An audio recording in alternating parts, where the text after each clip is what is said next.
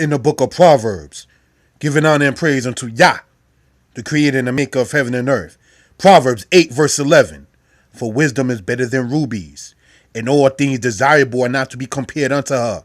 I, wisdom, dwell with prudence and find out knowledge of devices. The fear of Yahweh, of Yah, of Yahweh, is to hate evil, pride, and arrogancy, and the evil way. In a forward mouth do I hate. Counsel is mine and sound wisdom.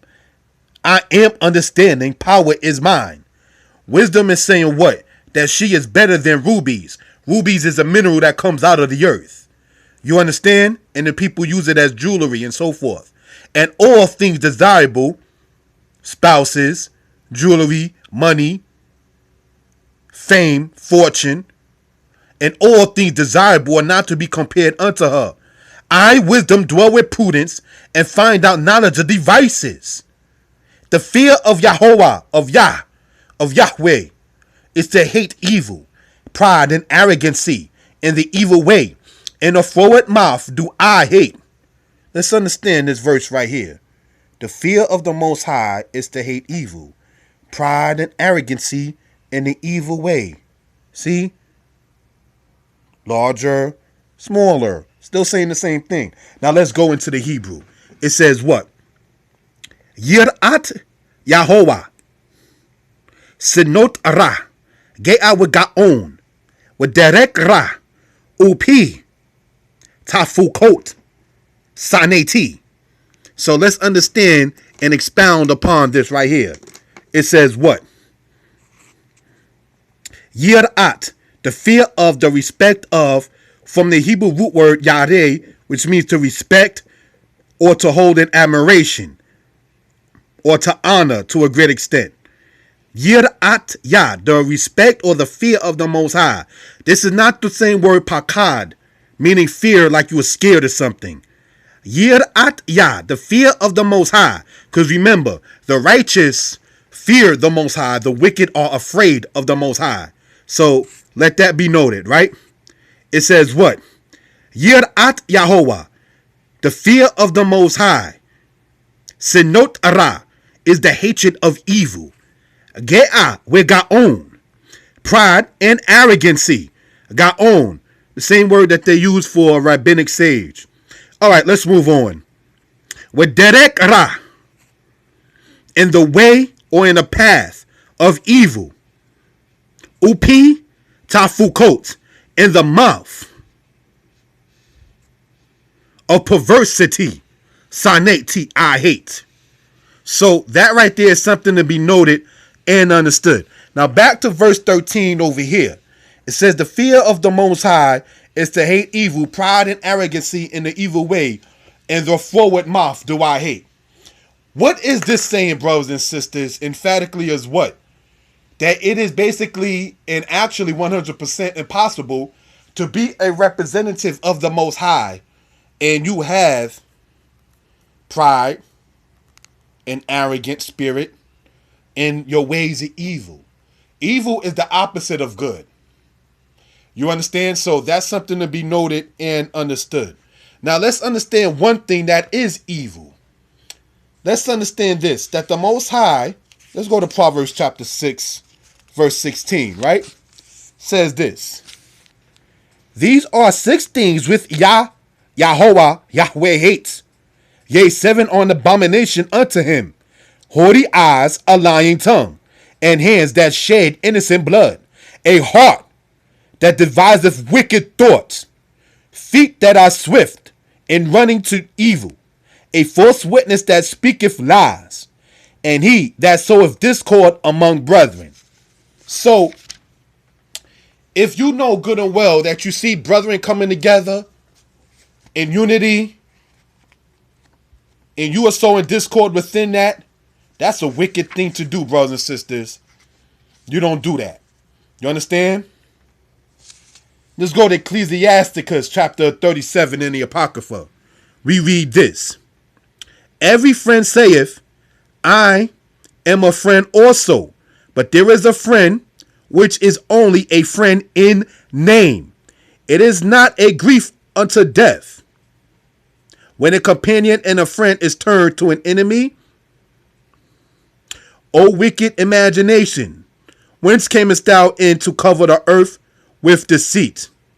There is a companion which rejoiceth in the prosperity of a friend, but in a time of trouble will be against him. There is a companion which helpeth his friend for the belly, and taketh up the buckler against the enemy. Forget not thy friend in thy mind, and be not unmindful of him in thy riches. When you sitting up there and you getting your popularity and you getting it, as the saying goes, don't forget those who were there for you when you didn't have it. There is a friend that is a friend, and then there is a friend that's only a name. That's the person who will sit there and leave you stranded and having you looking like a fool when you need to get something done.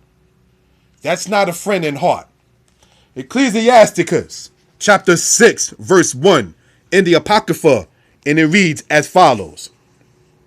Instead of a friend, become not an enemy, for thereby thou shalt inherit an ill name, shame, and reproach. Even so shall a sinner that hath a double tongue. So you cannot, brothers and sisters, sit there and accept the praise from brothers and sisters that you take as friends and then turn around on them same people when you get your riches, as it says in Ecclesiasticus 37. When your popularity is known and people start feeling you and praising you and sharing your information and loving you and so forth and so on, don't turn on them and then sit there and say, well, you know what, we already had a disagreement from before. Because you wasn't thinking about that disagreement when you accepted their funds, when you accepted their praises, when you accepted their congratulations towards you. You bigged them up, they bigged you up. And I'm talking in general, so don't sit there and think anything different, brothers and sisters, because I am not perfect myself. But what I am saying, once it comes right down into it, is there is a friend that is a friend, and then there's a friend that's only a friend in name. And you do not sit there and defecate on your friends. You do not sit there and not deal appropriate with your friends. So when you go in, brothers and sisters, in the book of Proverbs, chapter 6, and it says in verse 18 or 19 that one of the things that the Most High hates is he who sows discord among brethren. How in the world, let's be raw on this, if the brothers who are Tanakh base are correct, or if the brothers who are Messianic are correct, how in the world can that ever be found out by the other side if you got people in that circle cause a discord among the brethren? That ain't going to happen. So deep down, truth be told, you got the brothers who are Tanakh based, then you got the brothers who are Bible or based or Messianic orientated, and deep down, each side wants the other one to agree and understand 100% what the other side, quote unquote, the other side is saying. People ain't saying it, but deep down, that's what it is. If all Tanakh brothers and sisters were to become what you call Messianic, or vice versa, the other side will be like, yes, we have done our duty and everything is cool, and now we can sit there and be 100% in focus. Deep down, that's what it is. Now, until that time happens, how is it that you're going to see brethren and sistren together in unity, chilling with each other, loving upon one another in respect, you understand, and having a common denominator, which is the Torah, then how are you going to sit there and try to sow discord within that? You understand? What do I mean a common denominator within the Torah? If I see a person who is quote unquote Messianic, I know good and well that I can trust the food that he or she is going to give me, and vice versa. You understand? I can trust a brother who happens to be quote unquote Messianic if he happens for whatever reason to be alone wherever they may be in the company of him and my lady or him and my spouse. Because I know that you know thou should not commit adultery. So I know I ain't got to worry about something of that sort. Like it says in the book of Proverbs, it says concerning the man who has a good woman, his heart trusts safely in her. And he ain't got to sit there and worry about what you doing, what's going on. You understand? She does him good and not evil all the days of her life. Meaning that you ain't got a trick. You ain't got a thought. You ain't got a Jezebel. You don't have a jump off. That's what that right there in layman terms is talking about. But back, brothers and sisters, to the subject matter at hand. You understand, and I apologize for the moving of the camera in my speech. But what I am saying and presenting this right here, once again, it emphatically says the fear or the respect of the Most High is to hate evil, pride and arrogancy in the evil way. In a forward mouth do I hate. Brothers and sisters, Israel, or as some might say, Yashra'Allah, is going to come together with or without us. With our generation or without our generation. It's already prophesied. You see, like I was speaking about before, on the Maccabees TV, when the Most High told the prophet Yechezkel or Ezekiel, take one stick and write upon it Ephraim, and take the other stick and write upon it Yahudah, and the two sticks shall become one in thine hand. And that the Most High will set one shepherd over the house of Yisrael, and that the children of Yisrael will be redeemed from the land of the captivity. That is called the land of the graves in Ezekiel 37, and will be given clean water and be returned back to their land. That's already prophesied. That is before any camp that ever been established in the Western Hemisphere was already spoken about. When the children of Israel left out of the land of Egypt, the Most High stated after a while that the generation that first came up out shall die in the wilderness, and that the generation that is to come after them will inherit the land. Well, if we don't get it together, brothers and sisters, and I'm not trying to play prophet or anything of that sort, the generation that first came before me in the knowledge of Israel, many of them are gone. You understand? So now we in the new generation, and now many of us in our 30s now have children. So now that's another generation coming up.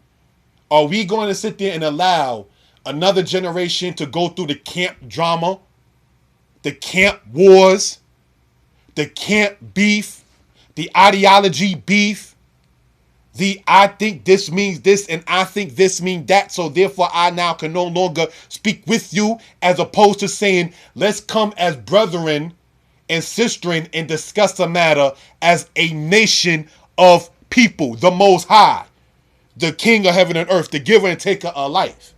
He said, come and reason with me. Let us reason together, O house of Yisrael. That's in the scriptures. That's in Isaiah. The Most High is saying to the children of Israel, let us reason together. But we think in our camps that, well, I ain't going to reason with you because I disagree with you. So how you ever going to sit there and come to an understanding, and we all under the Most High? This is why he's called the Most High, and we're under Takat Yod-Heh-Wah-Heh. We are under Yah. So therefore, we have to know our humility and our stance, and know that we are, as the book of Yeshayahu or Isaiah says, thou worm Jacob. That's in Isaiah chapter 40 or Isaiah 41. The Most High called Israel a stubborn heifer. An ox was the comparison to the house of Jacob. And the worm was a comparison to the house of Jacob. But as it says in Deuteronomy, but Yashurun waxed fat and kicked. Thou art grown fat, thou art grown slick, and did not be mindful of the one who begot you. You forgot Yah, the creator of heaven and earth, over your camp. You forgot Yah by defecating on your brethren and sistren. You forgot Yah by running to somebody who don't care nothing about Israelites to try to slander Israelites' name. That's wickedness, man. So Israel's going to come back with or without us. The word of the Most High is going to be established. Stop promoting people who don't have humility as a representative, because that person, male or female alike, is not representing for the Most High. Shalom. Good night.